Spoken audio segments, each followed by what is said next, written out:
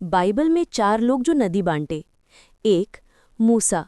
इसका संबंध है लाल सागर का विभाजन। ये सबसे प्रसिद्ध चमत्कार है।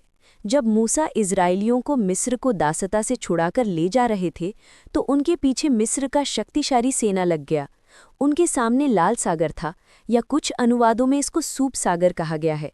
तब परमेश्वर के आदेश पर मूसा ने अपना हाथ समुद्र के ऊपर बढ़ाया। चमत्कार ये हुआ कि परमेश्वर ने एक तेज पूर्वी हवा चलाई, जिससे समुद्र का पानी दोनों ओर दीवार की तरह खड़ा हो गया और बीच में सूखी जमीन निकल आई। पूरा इजरायली समुदाय सूखी जमीन पर चलकर दूसरी ओर पहुंच गया।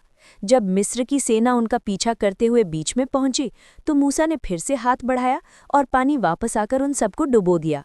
इसका बाइबल संदर्भ है निर्गमन 14, 21-22, 26-28। दूसरा है यहोशू। ये यरदन नदी का विभाजन था। मूसा की मृत्यु के बाद यहोशू इजरायलियों का नेता बना। उसे इजरायलियों को वादा की गई भूमि यानी कनान में ले जाना था, लेकिन रास्ते में यरदन नदी अवरोध बनकर खड़ी थी, जो उस समय बाढ़ की स्थिति में थी। परमेश्वर के आदेश के अनुसार यहोशू ने याजकों से परमेश्वर की वाचा का संदूक उठाकर नदी में आगे आगे चलने को कहा। जैसे ही याजकों के पैर नदी के पानी में पड़े, ऊपर से आने वाला पानी रुक गया और एक ढेर सा बन गया, जबकि नीचे का पानी बह गया। इस तरह पूरी सेना सूखी जमीन पर चलकर नदी पार कर गई। इसका बाइबल संदर्भ है यहोशू 3, 14-17। तीसरा है एलिया।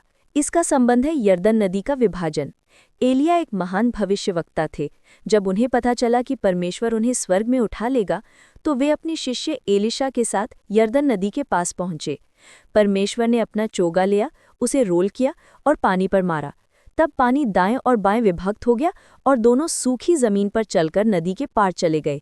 इसके तुरंत बाद एलिया आग के रथ पर स्वर्ग में उठा लिए गए। इसका बाइबल संदर्भ है 2 राजाओं 2:8। चौथा है एलिशा। इसका संबंध है यरदन नदी का विभाजन। एलिशा एलिया के शिष्य थे और उन्होंने अपने गुरु से दुगना आत्मिक बल मांगा था। जब एलिया स्वर्ग में उठा लिए गए तो एलिशा अकेले रह गए। उन्होंने एलिया का गिरा हुआ चोगा उठा लिया। अब एलिशा ने एलिया के चोगे को लेकर यरदन नदी के किनारे जाकर वही चमत्कार दोहराने की कोशिश की। उन्होंने कहा, मेरे पिता एलिया का परमेश्वर कहाँ है?